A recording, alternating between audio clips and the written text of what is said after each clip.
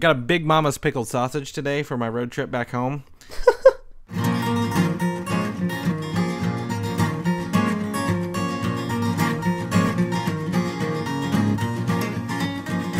A modern podcast where Chris and Mike talk about TV, movies, superheroes, and everything in between. It's time for Superhero Slate. Hello, everyone, and welcome to Superhero Slate, the show where we run down the latest superhero entertainment news. We love TV, movies sometime, and superheroes, so let's talk it all out. My name is Chris Dillard. And my name's Mike Royer. And this week, we're going to talk spoiler-free reviews of Daredevil Season 2 and Batman v Superman Dawn of Justice, which just came out. Yes. And we got a ton of new images this week, so I can't narrow it down to one topic, so we're going to talk over all these images this week. Yeah, really excited. And if you haven't listened to the spoiler cast for those two items yet, I think it's pretty easy to tell what we thought about Batman vs Superman just by my little tweaking of the intro there. Yes. If anyone caught that. But it's been a very busy week or so. We've had a lot of stuff to watch. Yeah, a lot of stuff to watch. A lot of stuff just going on in general. I'm getting really excited. It's nice out here, like in the Midwest. First time I've worn shorts all year, so doing that. Yeah. If anybody's new to the show, people will know that we're separated by about 2,000 miles. So you're always catching up weather-wise to what we've had out here for a long time in Southern California. So it's always very nice out here. Communicated with the parents today on this Easter Sunday. Yeah, Happy Easter, everybody. And you can see what we decide to do, how to really celebrate Easter, is talking about superheroes. Yes, totally. But I first want to open this show up with my, I'm drinking what's called the Best Damn Cherry Cola. So what is that? It's alcoholic cherry cola, if you would. Oh, so I think this is kind of the new trend out there now. They are doing they're doing root beers, ginger ales, and I guess cherry colas now, and they're just making them. I guess it's hard. It's kind of like Mike's Hard Lemonade, but it's not. They're just like sprucing up the brew of it, I guess. Yeah. So I've had root beer and ginger ale, and this is my first time cherry cola. I like the root beer. It's a little more bitter for my taste. The ginger ale sucks. I hate the hard ginger ale. but my review, spoilers for the Best Damn Cherry Cola. It's not the best damn cherry cola. I'm going to be honest with you. They're never going to sponsor the show now. No, they're not. If I had my choice, I would buy Coca-Cola and inject the cherry flavoring into it, like the old style, like the old malt shops. That's where I would go. But I mean, it's not bad if you're looking for something alcoholic and you still want to, feel cool while drinking your cherry cola. So it's not horrible. I will probably drink these. I did not finish the ginger ale, alcoholic ginger ale. But I like these much better. So that's my review, courtesy of Superhero Slate. I'm so glad you used our platform to let everybody know. Well, that's sometimes we just drink water, but this week I'm getting a little cherry cola in my system, if you will. But that's not the only review I think we're gonna have here. You attended what I heard was a Star Wars Burlesque show. Yes, I believe it goes by the name of Stargirls. They are traveling I don't know if it's the country or the world, but the Outer Rim. Apparently their show has gained some critical acclaim in some aspect of however you get critical acclaim with a burlesque show. But my wife bought it for the two of us as like a Valentine's Day present, so it finally came around. So we drove just about an hour south of Los Angeles and cruised down to Santa Ana. And at the Yost Theater, there was this Star Wars themed burlesque show, and it was a riot. It was pretty crazy. They opened up the show with a band, I guess, to just kind of warm up the crowd. Oh, was it Cantina Band? Well, so the punk. I think they're like a punk metal band. I don't know genres of music very well, but the Misfits. Oh yeah, Misfits. But it wasn't okay. It wasn't the Misfits. It was the Sith Fits. So it was a punk band, and they painted their faces red like Darth Maul and stuff, and they were playing like punk, like heavy metal songs with Star Wars lyrics. And they had a positive on-screen presence, but my wife and I were both like, we can't understand half the stuff he's saying because, you know, if you're singing metal and punk songs, you know, most of the time you can't pick up what they're saying anyway. And parody songs kind of need the clarity of lyrics to really get. So every once in a while they would do a song that had like a clear melody, and we'd be like, oh, okay, he's talking about Jar Jar Binks here. But then I didn't get any of the other songs. But it was pretty hilarious. I really like their T-shirts because the Misfits logo is kind of like just a white skull, but they kind of embedded that skull in like the silhouette of the Millennium Falcon. So that was pretty cool. They were definitely creative, and they had a good on stage presence. But the rest of the show is really entertaining. Of these nice ladies coming out dressed as Star Wars characters, they have refreshed the show to reflect the Force Awakens. So we got BB-8 did a little striptease for us. Who else did we have? We had Rey, we had Finn, we had a Vader, of course. We had all of the goodies. So it was a pretty good show, and there was the host of the evening was like a version of Maz Kanata. So that was pretty hilarious because she like walked out on like her knees and stuff, and she did like a whole burlesque striptease on her knees and stuff, but she had like this cape that covered up the back of her leg, so it looked like she was tiny. So overall, it was pretty entertaining. They were like spinning on poles. BB-8 was on roller skates. All very professional ladies. My wife and I definitely had a good time. Would you recommend it to anyone who happens to come across this show? I mean, why not? I don't recall how much the tickets were because my wife paid for them, but I can't imagine it was anything ridiculously out of bounds. Well, I mean, if price was no matter here, would you say go watch this show? For sure. Okay. For sure, yeah. It was a good time. All right. Well, anyone who chances a journey to the Outer Rim, please enjoy the show there. So that's good. That's good. I'm glad to hear that. I guess this is my point where I want to give an update on our Star Wars contest since we're talking Star Wars. It's been a busy week. I'm going to be honest with you guys. We had Batman, Superman, Daredevil to watch. I just haven't had a chance to pull names. So I'm going to give the Flash even came back on this week. Arrow came back on. Shield's back. Yeah, we're in full swing again. Yeah, we really are. It's a very busy week, and I'm going to give everyone one more week to do everything. If you're new, all you have to do is interact with us on social media. Share a post, like a post, comment on something. I don't care. Email us, whatever. You do something, you're entered in. If you've done something before, like wrote an iTunes review, you're still entered, so everyone's involved. Please do it with our new Spoilercast if you're really interested. Those are really cool. Had a good time yesterday recording those, didn't we? And so, yeah, just like them, share them, comment them, email us, whatever. Do something. Write us an iTunes review. The funnier, the better. We enjoy the funny ones. They keep us going. Win yourself some Star Wars video game download codes. Yes, a lot of them. So I will have winners announced next week. I promise you. 1st of April. No April Fools. We will do it.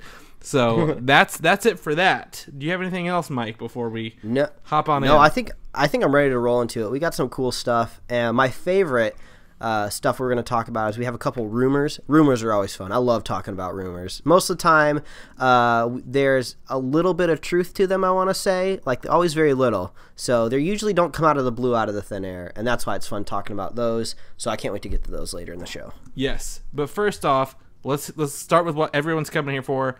Spoiler-free review of Daredevil, Marvel's Daredevil Season 2. Oh, okay. So this is going to be fun because usually when we do spoiler casts, we typically record them after our normal weekly show. So I think our spoiler-free reviews today are going to be more concise than usual since we've already had a good chance to talk all this out. Yes. In short, I love Season 2 of Daredevil. Yes. I think that's a consensus between both of us. I think it's a great natural progression of both Daredevil and the Netflix Marvel shows. And if anyone gets a chance to watch it, feel free to on Netflix. 13 episodes. I really enjoyed it. What's something? I mean, we both feel really good about it. Mike, what's one of your favorite things about the show? I think my favorite thing about the show is if it feels just like we're getting more of Season 1. If you liked Season 1 of Daredevil, you're definitely going to like Season 2. I mentioned in our spoiler cast that they had some new writers, they had new showrunners for this show, and it just picked off and it got crazy. I mean, we have I mean, obviously it's not a spoiler that we get Punisher and Elektra. They're all over the promo art, so you don't have to worry about any of that getting spoiled. But they were treasured additions to the show, and I can't wait to see what's going to happen in Season 3. And I'm pretty sure Season 3 is going to happen after the Defenders. Yeah. So we're going to getting even more of this even before Season 3. We're going to get Matt Murdock back and Daredevil again, and it was just fun. I love watching them kick ass. We both loved the fight choreography in this season, so it's definitely more of the same, which is good because Season 1 killed it. I'm gonna actually kind of go on that and say it's better than the first season because I think there's less dull moments in this. I think there's less filler in this season than the first season had, and the same could be said for Jessica Jones. Jessica Jones had a lull in the stuff, but there was always action, always something. Everything ends on a cliffhanger. You're gonna love it. I just can't praise Season 2 enough for all of the accomplishments it's done. So yeah, I think it just goes to show. I think I'm sure I said this at Season 1 is that superhero and comic book material is now being treated how it always should have been back in the day. It's been treating with respect. You know, you can do dark and brooding, you can do funny with comic book material, and you can execute it well. So they did great, and it's a good time. It's a good time to be a Daredevil fan, that's for sure. Yes, it is. However, for our next topic, we're going to talk Batman v Superman: Dawn of Justice, our spoiler-free review. If you want spoilers, listen to our Spoilercast. They're both available. We posted them yesterday. You're ready to go. Batman v Superman: Dawn of Justice. Mike, yes or no? Boo. No. It's just... I mean, I think the 30% on Rotten Tomato, you gotta remind yourself here that means 70% of the people that reviewed it didn't like it. So it's not necessarily getting a well below an F grade. It's enjoyability factor. Yeah, I don't know. I'm still trying to wrap my head around this one. It's just a big disappointment. I think which is why so many people have reacted so negatively. You mentioned that just on a technical point of view that the movie is just not put together very well, and I can totally agree with that. And also, they had some of the best source material ever to work with, and they just totally blew it. They had all the time. They had an extra year. They had all the money. I mean, I think the budget on this film swelled to what was it, like $500 million? Oh, I don't think it's that high. I think with like the marketing budget and everything, there was like an article that came out. The estimated production budget's $250 million, and if we go by standard rules, you double that for marketing, which would make it $500 million total cost. But we know it's $250 million, the upper end of that probably for the budget to make the film alone. Yeah, I mean, they threw everything in the kitchen sink at this movie, and it just did not work.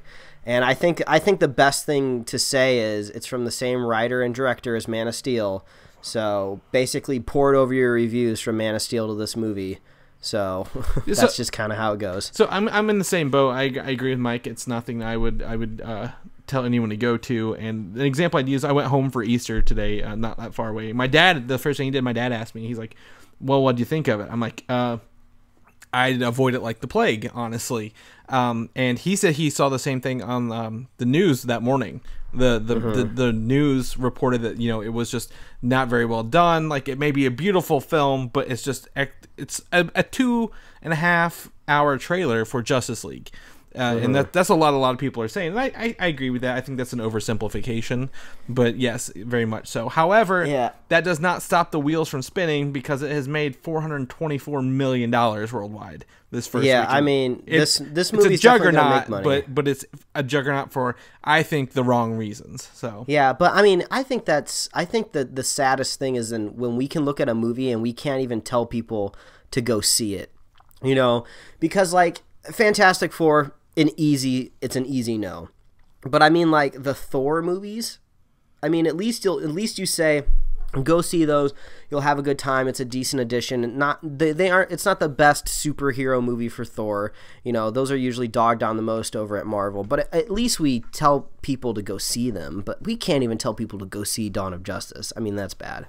Yeah, there are I can't in good faith tell anyone to go see it. So if you're wanting our reaction is definitely 2 thumbs down all around. Yes. For more on that, go listen to our spoiler cast. I don't want to talk anymore about it for fear of giving things away. But if you want our full breakdown, go listen to that. So enjoy that. However, I do want to say one of the highlights of the film was, in fact, the addition of Wonder Woman, which is our next topic. The first image of Themyscira. Yeah, I think that's about right. I can't say it. Has been shown. So on Entertainment Weekly, we've got our first image of the Wonder Woman film, and it looks much different than the movie we just watched as well with her in it. And in this, we get to see the Amazonian goddesses Hippolyta, Antiope, I think, and Menalippe. I'm probably butchering these names horribly. I'll take your word for it, man. It's okay. Yeah. So I'm not into Greek mythology. I'm learning as I go. So this is something that I can definitely say I'm going to learn more about it. But this shows, it looks like they're on an island, and I think the island of Themyscira or Themyscira. If I know, I give up. But they look. They look badass. Like this is like maybe a female version of Thor. To put it in that way, if I wanted to compare it to something similar. Yeah, I think we're really all going to be crossing our fingers and hoping Wonder Woman turns out well. Just like we said for Batman and Superman, we do not want DC to fail. I mean, we're not Marvel fanboys. We're equal opportunity lovers of comic book adaptations. Yeah. So, I hope Wonder Woman can come in. She was one of the best parts of a crappy movie that we just saw. So I'm hoping the director, a new writer, just refresh the whole story, just points that I look at when it comes to this movie. So I'm hoping things turn around. But what do you think of this image? Like, forget the theory. What do you think of this image? I think it looks cool. I think one fun addition going to be with the Wonder Woman movie is I think we're going to be doing a little time traveling or time jumping from decades to decades since she's been around forever. So I don't know if this is necessarily in the past here or maybe just whenever she goes back home, she dresses up to fit in, like when in Rome. So we'll have to see, if this is more of an ancient screenshot capture that we're looking at. So I believe so. I believe this is set in the teens, I guess, in World War I era, because her shield is so much older compared to what we saw in the movie. And I think this is a story of her rise to power and her helping mankind and kind of going against these scowling women who are standing behind her. But it was really cool. I see bow and arrows, spears, swords. I think it's going to be a good mythological jumping point for her, and I really look forward to seeing her because she did so well in Dawn of Justice that I can't not get enough of her. Like that's a fact for it. So Wonder Woman high on our list of things we're looking forward to next year. And you can check out when that release date is on our upcoming movie and TV release schedule page on superheroslate.com. However, not all things are looking good in the world of female superheroes. Supergirl on CBS is currently not renewed amongst their latest renewal list. Yes. So CBS announced a long list of renewals. It's not the final definitive list for the end. Sometimes they wait till May. Supergirl was not among those, despite people feeling that it might be renewed early on. My theory is, and you can tell me if I'm wrong, Mike, is that they're waiting for the numbers to come in on this Flash crossover that's airing this Monday. I think I can definitely agree with you. I don't necessarily know what numbers Supergirl's been pulling down. I haven't really been paying much attention to the show. But all I can say is if you're on CBS, one of the biggest networks out there right now, they have some of the biggest shows, they have some of the biggest audiences. Supergirl is going to have to do really, really well for this standard of show. Obviously, if Supergirl was on something like the CW, the numbers would be expected to be a little bit lower because their audience is a little lower. But CBS, you got to garner millions of people every night, and I'm not 100% sure she's been doing that. So, since The Flash is just coming over very temporarily just for one episode, I don't really know how much weight that's going to have, but I think it makes sense to maybe wait, kind of capitalize on that moment. Yeah, so judging by the ratings and people viewing it, this does about 8 million a night, believe it or not. And that's pretty big, seeing that, Agents of S.H.I.E.L.D. only does about half that. And I guess the Agent Carter did maybe a quarter of that. But those are different. I guess they're different beasts. I guess I don't know. But it does a lot. But I think they're putting a lot of money in bringing the Flash over. I don't think it was a cheap we own CW, let's do it. I think there's a lot of money involved in bringing Grant Gustin over because he's doing so well on the Flash. The Flash is an awesome show. continually impressing every week. So I think they want to see, like, if this Flash thing pays off and we renew it, we're going to have to put them up with each other every season from now on. Like, we're going to always have to have a crossover. So I don't know how that feels. I haven't watched Supergirl. I'm not leaning towards it yet, but I do hear the Martian Manhunter thing's pretty cool, and I think he's a great character. Yeah, so, I mean, I hope the best. I hope for the best. Yeah, so cross fingers for fans of Supergirl. It comes out. If Gotham can get a season 3, Supergirl can get a season 2. That's what I'm saying. That's what I'm saying. In other news, there is a Batman movie coming out that we can root for, and that's Lego Batman movie. Oh, yeah. The first trailer landed this week, and it captures the first Lego movie, heart and soul and visual style and humor so perfectly again for this Lego Batman movie. Will Arnett returns as Batman, and we get a bunch of new casts and some of our first images. I really like the poster shown off here. It's got I guess it's in our featured image that Mike makes, and it's got it looks like a Batwing behind him and a bunch of pink and bright colorful things. Really funny. I like the lobster bit in the trailer. I think because he's always wearing the Batman mask while he's doing everything. It's just so clever and funny, and I like the way it looks, and the animation style makes it look stop motion. What do you think, Mike? You saw it. I mean, I think it looks wonderful. Batman's character was hilarious in the Lego movie.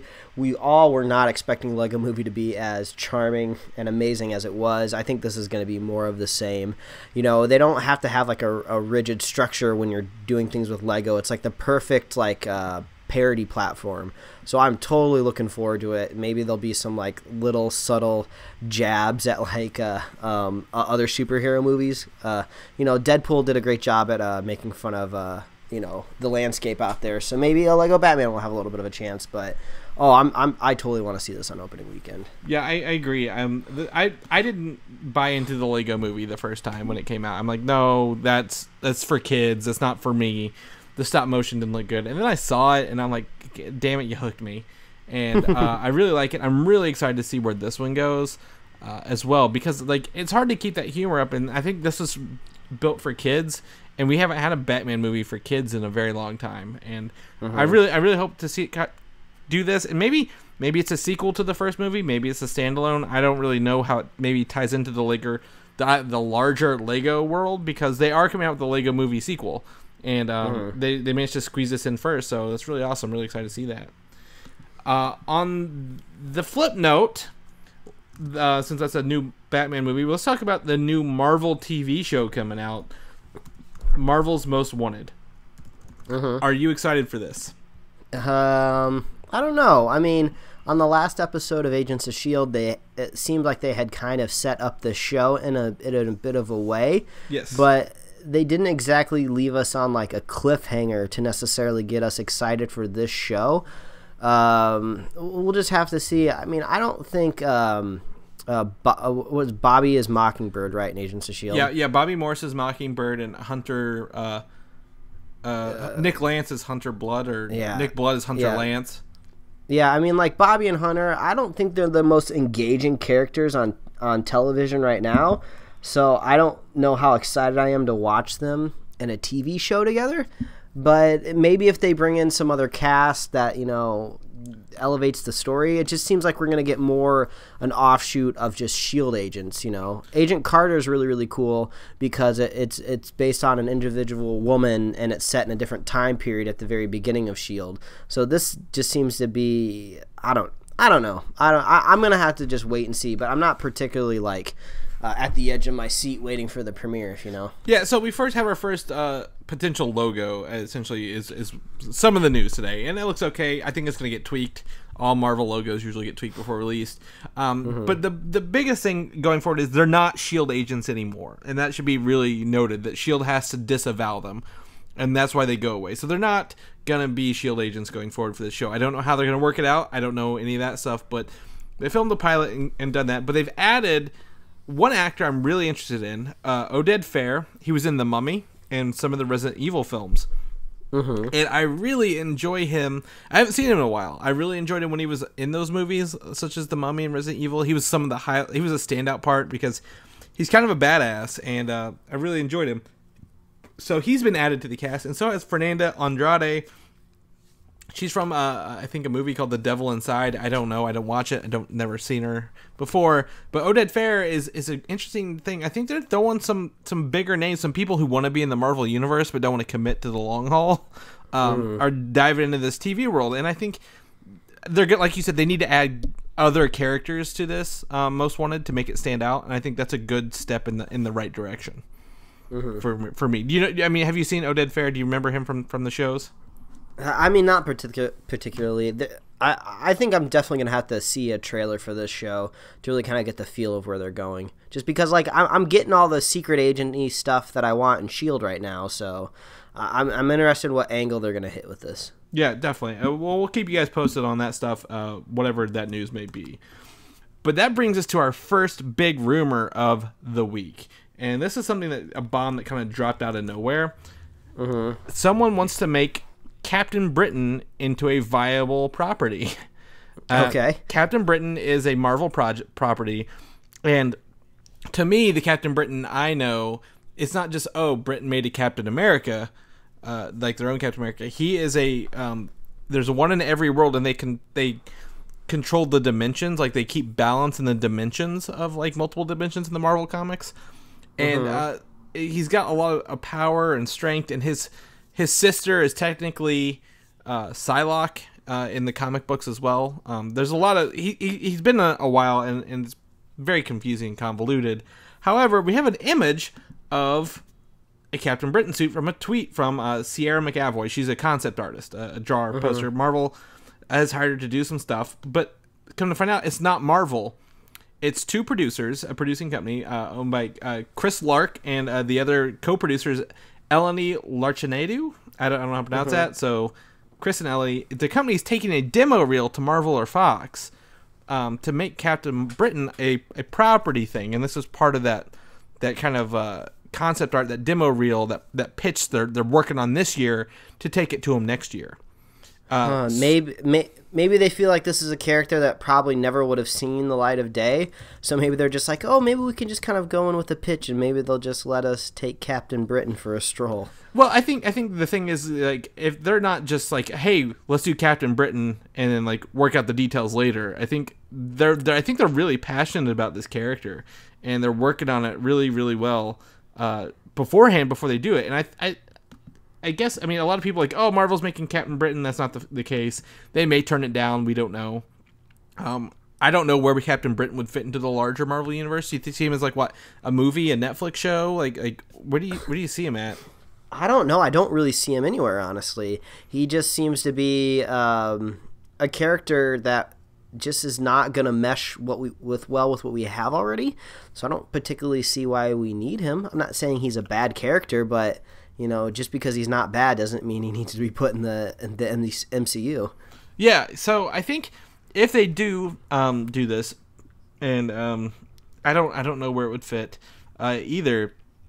I would say probably an episodic kind of show, because I think a movie for Captain Britain, you have Captain America movies and Captain Britain movies, and people are just going to start getting confused, to be honest with you. And I think this is more maybe an episodic. Maybe there's a new platform that Marvel could be working on we don't know about yet. I don't see this being on TV, but maybe a digital web series akin to Daredevil and Jessica Jones, but maybe not Netflix produced, maybe not that high caliber. Yeah, who knows? It's just such a bizarre bit of news. It's this kind of bizarre, it's this weird like CG suit render. It kind of doesn't exactly look all right. So I don't know. Well, this isn't final. This is totally concept art, and they said this is concept art. Yeah, they're working on a way to maybe they get the suit made and someone in it. I think it might look pretty all right. It's just a bizarre nugget of news this week. I was not expecting to see Captain Britain pop up on Superhero Slate anytime soon. Yeah, I definitely think it's interesting. I'm for it, to be honest. I know a lot of people are for it, but I think that's something we're gonna have to keep our eye on and see what happens. They could get shut down. We don't know. They could get shot down, and we never see anything from them again. But I'm gonna keep you guys posted because I want to know. I don't care what Mike says. I want to know. In that news, here's Mike's big rumor of the week.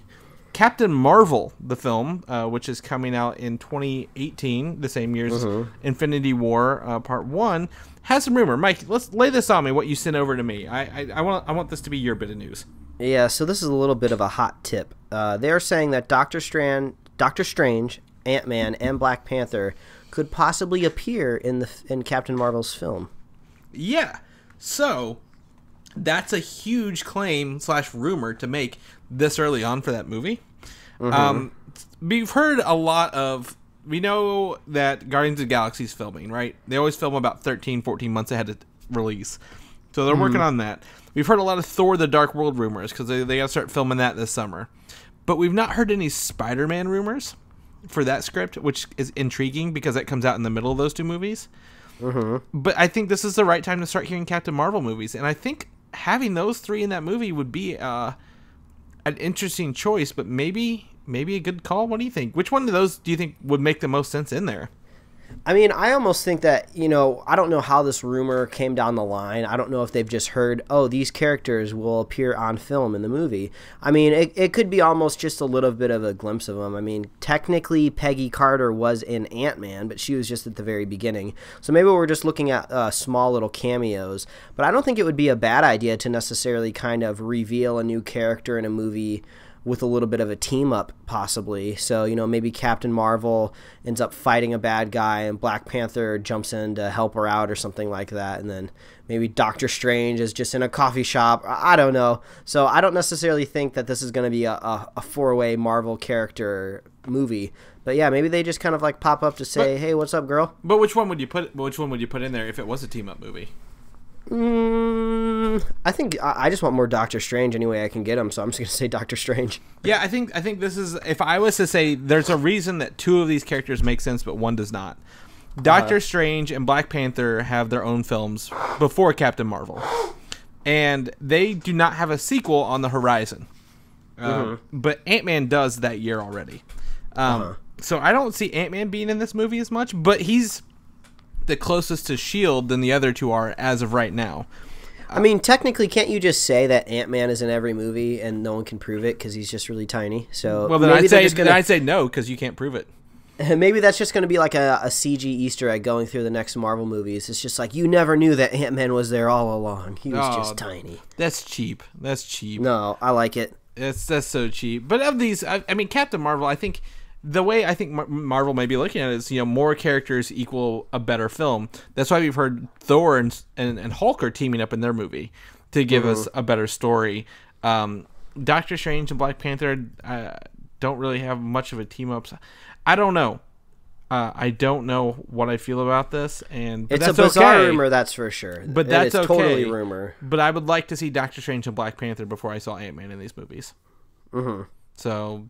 Yeah, I'm cool with that. All right, whatever they want to do, Marvel. I mean, I think if I check the Superhero Slate release page, I don't think that's... I said 2018. It's 2019. We actually have 3 more years before we see Captain Marvel. So that's a big... Ant-Man and the Wasp will be out before we see Captain Marvel. Yeah, so, we got a bit of time. This movie is definitely going to be churning over some rumors in the next couple of years. We will have had Justice League Part 1, will you? By the time we see it. But yeah, so it's cool. I'm glad we're getting some Captain Marvel rumors. That keeps us afloat. So we'll deal with that. On the flip side, let's talk some facts. Kingsman 2 dropped some big news today. We got the title for Kingsman 2, and it's called Kingsman: The Golden Circle. Oh, okay. All right, I don't know what that means yet, but I'm sold. That sounds like a spy movie name. And we got a bunch of concept art images kind of revealing some of the stuff about the film. So, I mean, first off, I want to talk The Statesmen. The Statesmen are the U.S. version of the Kingsmen. And their headquarters is actually in an understated distillery, like a whiskey distillery. And I think that's brilliant. Like, I would never think to look in a whiskey distillery for secret agents. And I live near a ton of whiskey distilleries. So you just like to heighten up your reality with this? Oh, yeah, totally. Secondly, one of the cars from Kingsman looks like it goes underwater. Very James Bond, very spy, like typical spy movie-esque. looking, and I really like that they're kind of upping the gadgets and I guess spy tropes for this film. That's going to look awesome. And lastly, the big thing here is Poppyland, the lair of Julianne Moore's villain. And we said she was the villain, and this looks to be Poppyland looks to be some sort of Aztec temples with a very neon Poppyland sign in the concept art. But I mean, I don't know, man. It's definitely going to be interesting to see how this plays out. I'm really interested to see what this Poppyland is. It looks like it's in some sort of like Aztec jungle or something like that, and it has this very neon sign and these brushed like steel doors. It's just it's going to be a really intriguing look for the movie. But I love the idea of bringing in a U.S. secret agents. You know, I don't know if they're necessarily going to be good guys or bad guys, but I'm all on board with Kingsman 2. Yeah, hopefully they go a little more global this time around. I think last time they was a global threat, but they stayed very well within themselves. And and we also have Halle Berry showing up, so we might see her pop up in some of this concept art. I'm excited for them. I don't know if they're filming yet or not, but the more information we have on Kingsman, the more excited I am, because I really love that movie, and I was really excited for it to come out. And the more the merrier, I feel, with Kingsman.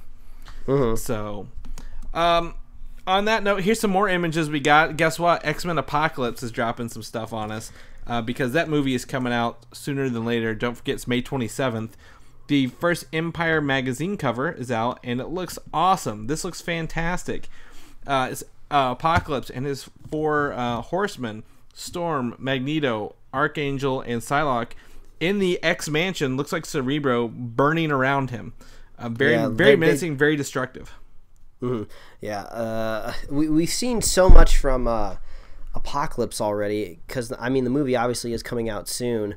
The trailers still haven't necessarily grabbed me. You know, I'm not exactly psyched for this movie, but I think it has a better chance than Batman vs Superman to really dig their claws into me in a positive way. So I'm looking forward to that, at least. Yeah, I think it's more of an understated film. It's not trying to be as in your face about it as Batman v Superman is. But another couple images, we have the X-Men kind of in their costumes with Bryan Singer in what looks to be like another Cerebro. And what I like to say here in this very small image is that we see Nightcrawler in his red suit. Very awesome. We get to see, looks like Cyclops has some visors on his face now instead of just sunglasses. Mystique has the white stripe on her suit to kind of give on to like her future, I guess, Mystique look, I guess the comic book version.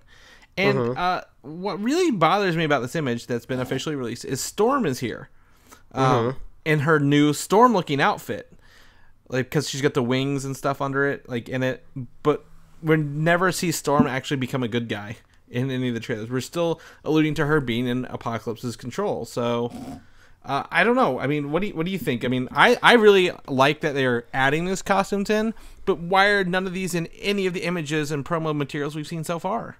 No, I guess Bryan Singer was tired of hearing people complain about the battle armor that he's only shown in the trailer, so he wanted to release an official look of, hey, look, I know how to put them in costumes that look like they should be in. So I don't know if this is like third act costume change, or maybe this is first act costumes, and then Apocalypse comes to town, really fucks some shit up, and then they're like, oh, okay, we got to put the battle armor on now because he's a really big menacing guy. Well, I guess we'll just have to see how that goes. But I think when it comes to the Storm thing, I guess it's not so much of a big deal. I think we all assume that Storm will eventually come back to the good side at the end of the movie. You know? Yeah. I mean, I agree. I mean, I can't say this is first act simply because Xavier has hair in the trailers for the first half, and Storm does start as a apostle of apocalypse, whatever, horseman of the apocalypse. But I really like that, you know, they're still not afraid to show this stuff off. But at least by the end of the movie, we will see more traditional costumes than we have before, and I think that's okay. That's a little more fear assuading than I have been so far. Yeah, I mean, Bryan Singer has a better track record now than Zack Snyder, so I think he is. You're just definitely stuck on that. You're just not gonna let that go, are you? No, I'm not, Zach. I'm not. Sorry, bro. Okay, well, let's talk about this one. There's a bunch of images from Apocalypse, but I'm gonna talk about another one with Angel. Showing his actual feathery wings. This is taken from the Empire magazine, but we saw this kind of a little bit in the trailer when he's in a cage match fighting Nightcrawler. And I just, something about this screams 80s, and I love it. I don't know, like, it's the typical Angel hairstyle that we got going, the curly, that's in the kind of like kind of a mullet. The big feathery wings, they look awesome. They don't look CG, which is great because the metal ones do. And that black jacket with like the little metal studs everywhere. I really love it. I mean, if they were gonna nail Angel, that's the way to do it right there. Yeah, I mean, it looks really sick. I definitely, I might be dogging on the Apocalypse trailer more than usual, but I do like how they didn't just reveal everything. I don't really know how things are gonna piece together throughout the movie, and honestly, we really don't know much about it still to this date. We know Apocalypse comes to town and he wants to fuck some shit up, but we don't exactly know how the rest of the X-Men get involved. We don't know the greater overarching storyline. You know, we don't know what Apocalypse's master plan is yet. So I kind of like that. You know, maybe it is a good thing that I'm not super psyched for the movie, because that means I don't know everything about it. Yeah, totally. I agree. Couldn't agree more. I think we might be pleasantly surprised. They've got some good stuff to do there. Also, a couple bits of news today is Bryan Singer went on record. He says he wants to take a break before doing another X-Men movie, which we know he's doing a 20,000 Leagues Under the Sea movie for Fox, so we'll probably do that. They might get someone to step in for another X-Men movie, like a Deadpool or an X-Force, maybe one shot before they come back to the main franchise. Or Singer may be out and they get someone else to do the next one. Who knows? I don't know. I think Singer can do 2 in a row, and that's about it. So let's get someone else in and have him come back in and do another 2. But he also said for later he wants to use the X-Men villain Proteus as the villain going forward in another movie later on. I don't know if I'm familiar with Proteus. So Proteus is actually his name is Kevin McTaggart, and he's the son of Dr. Maura McTaggart, who we've seen in X-Men First Class and both in X-Men Apocalypse. She'll be a big part of it. She's kind of it's a tragic story of how he was conceived and born, but like he has the ability to warp reality, so he can he's got the psionic ability to manipulate and alter reality. He's got telepathy. He exists in a pure energy form as well, so he doesn't have like a normal body. So when you see him, he kind of looks like a very like Silver Surfer, but maybe glowing from the inside a little more is the way I would describe it. And he can take full possession of other humanoid bodies. So that's going to be definitely interesting to see that if he does become an X-Men villain in the movie, someone who takes the control of other X-Men. Hopefully it's not that similar to Apocalypse, because it looks like Apocalypse can mind control a little bit. But I don't know. And the funny part about Proteus, and this is something that I will never forget, he is weak to organic metal like Colossus's body. Okay. And that's just what that's his weakness, like one of his weaknesses. So you put him in a metal cage, guess what? He can't get out, and he's kind of used to it. Put him behind bars. Yeah, so that's something I always remember. So maybe Proteus would be a cool visual villain. I know. Maybe we can give him to Zack Snyder and he can do a really visually impressive Proteus movie. No, don't give him anything else. He doesn't deserve it. No, but I mean, Bryan Singer does do great visuals in his movies. Days of Future Past is a visual masterpiece all around. I will give him that. So, let's switch gears.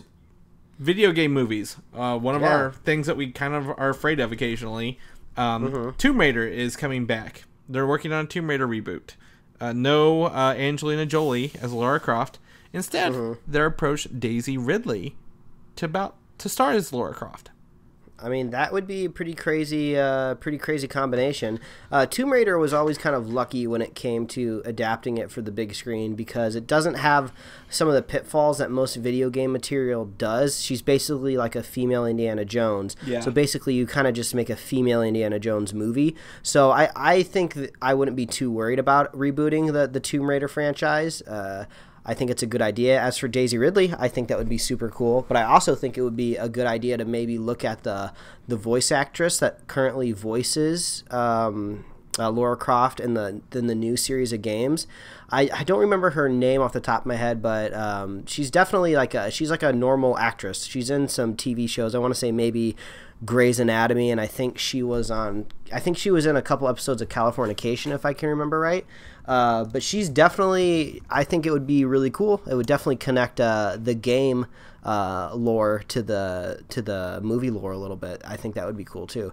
But Daisy Ridley's awesome. I always want more Daisy Ridley. She's super awesome. Yeah, to me, I don't want them to connect the video game lore to the movie lore. I think that's kind of what Assassin's Creed's doing, and we have too much of that. I think it'll get convoluted and kind of maybe ruin the industry again. But I think Daisy Ridley looks a lot like Lara Croft. I think she could pull it off. And, up and coming, she's got, Star Wars under her belt, and she did a great job in it. Maybe she could take off Tomb Raider and give it that second chance it might need. But I don't think they should take Tomb Raider too seriously. I think that's part of the fun of video game movies is you don't have to take them too seriously. And maybe we'll get a Tomb Raider and what's the Nathan Drake Uncharted crossover. How cool would that be? Ooh, that'd be rad. Yeah, I'd definitely watch that. That'd be pretty fun. So maybe they can start doing some of that. That's awesome. But Daisy Ridley's got my vote for that. If I could pick anybody. Yeah, and I'm pretty sure Daisy Ridley can pick whatever role she wants in Hollywood right now. I mean, when you're in The Force Awakens, the Hollywood is your oyster. Yes. I guess the movie choices awaken. Just never mind. Never mind. We're gonna go to the next thing. Let's talk about Archie, the TV show. It's coming out. Okay. I know little to none about Archie, so you'll have to do a lot of explaining here. Oh, I don't know shit about Archie either. So we're both kind of in trouble here. So Archie is a comic publisher as well. Archie Comic Publications is what it was. And Archie comics go back years. I'm pretty sure it started in 1939, about the same time Superhero started. And it follows the adventures of Archie and in this town of Riverdale. And the newest ones are actually written by Mark Waid, who also writes Marvel's Avengers. So that's kind of cool that, Archie's still relevant in comic books today after all this time. But I couldn't tell you much about Archie other than their characters such as Betty and Veronica, his two on and off love interests, and there's some character named Jughead. I don't know. Yeah, I think I've heard of the Jughead because I believe back in the day maybe that was some sort of insult to when you didn't like a kid. Yeah, I don't know. I don't either. And then one of the most recent series was Archie versus the Undead or something like that. There was some sort of zombie crossover. Yeah, where they had like an Archie zombie thing, and it was really cool. Actually, wait, hold on. I think I actually have some Archie addition I can add to this. Let me wheel on over to it. Hold on. Okay, go do it. Right, so while he's doing Archie, this is the only addition I can make to the Archie conversation. I am holding a Archie versus Sharknado comic. Oh dear! It is issue number 1. I guarantee this came out of my wife brought this home from the office. But I'm flipping through it right now. It looks like we have Betty and Veronica. They're crying tears as they see a few sharks in a tornado that is picking up the Washington Monument and the Abraham Lincoln statue. It looks like they have been involved in some form of Sharknado, so I can just say it looks like Archie has very, very long reach. They can seem to jump into any franchise. I'm putting this away. Well, it's funny that you mentioned that because there's Archie meets the Punisher, and Archie versus Predator, and Sonic the Hedgehog with Archie, and it was Afterlife with Archie was the name of the one where he's dead, like that is dead. Archie, what can't you do, buddy? Yeah, I don't know. So he's apparently a character that can just never, like the comic character that just can't be put down, man. So yeah, I don't know much about Archie, but our first image here from the upcoming show has a kid who looks pretty generic and has his hair up and could possibly be on any Nickelodeon or Disney show, and apparently he's playing Archie with a Gorillaz shirt on, which I found very, very timely by about 10 years. Wonderful. Yeah, I don't know. Do you care about Archie? You don't watch Archie? Probably not, no. Yeah, me neither. It's not enough time. Oh, well. In the meantime, there's a show I'm going to watch. It's called The Tick. And I'm really excited for The Tick. I love the Patrick Warburton TV show. I think it's only like 7 or 8 episodes. Canceled early 2000s. Really loved it. But Peter Serafinowicz That's right. Peter Serafinowicz is the lead role as the Tick. You may remember him in Guardians of the Galaxy as one of the Nova Troopers. He's like the taller one. He's like he's John Riley. He calls them assholes. He's the one that says what a bunch of a-holes. Yes, and he's also in Shaun of the Dead as the roommate early on in the movie. He's a British actor. He had a variety show. He's known for his British comedy and stuff like that. I think he's gonna be a good Tick if he doesn't carry his British accent over. I think that's the only thing. I've only heard him with British accent, so that's my problem, not your problem. But that's where I know him from, and I think he'll be a really cool Tick because I think he's got that dry humor and like it's just everything that's gonna come to him is gonna bounce off. I want to see what he can do as the Tick. I mean, if the Tick's coming back, anything can come back. So don't be worried. If there's any show out there that you used to love, they'll make it again for you. Wow, that segues great into our last topic of the day. MacGyver's coming back. All right, sure. So Lucas Till, he plays Havoc in the X-Men movies, has been cast as MacGyver in the lead role. All right. I don't know. Yeah, I don't know about you, but I want another MacGruber movie. I'm a big fan of MacGruber. I'm really digging Will Forte in Last Man on Earth. So if I can get more Will Forte in the form of MacGruber, I'd be interested in that. Not so much MacGyver. Oh well, so they're doing MacGyver and A-Team reboots at the same time, which is like bringing back all that 80s, late 80s, early 90s stuff that people enjoyed. Didn't we just have an A-Team movie? Well, that's a movie, but I think these are TV shows. Okay. Unrelated, because Fox is doing A-Team and CBS is doing MacGyver. And I don't know. And the James Wan is gonna be part of this. He's part of Aquaman coming up, and he's known for doing some Mortal Kombat stuff and some Saw movies. So I just don't know. I mean, we all know MacGyver. I know MacGyver, but I know Archie, to be honest, because you give him a paper clip, a toothpick, and some tape, and he can get his way out of any situation. And yeah, I think back in the day, the only MacGyver I really got was reruns, and I think they were on like right after I got out of school. So I caught like the last 15 minutes for like maybe a couple months.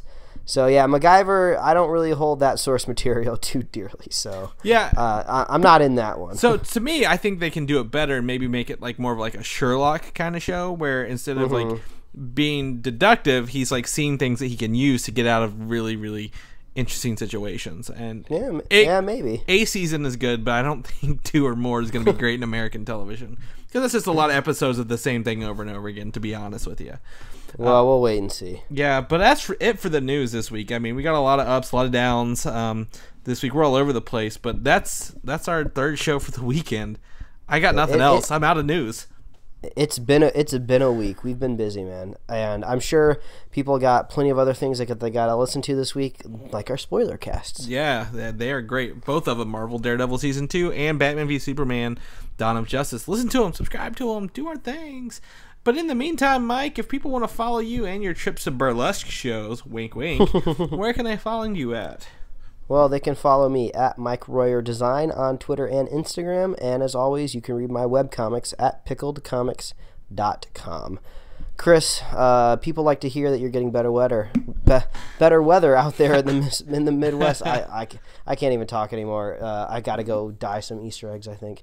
Oh, dear. But, maybe you're dyeing Easter eggs. Actually, yeah, that's it. You're dyeing Easter eggs, man. Where can they get some sweet pics of those Easter eggs? I'm not dyeing Easter eggs. You're a liar and a thief.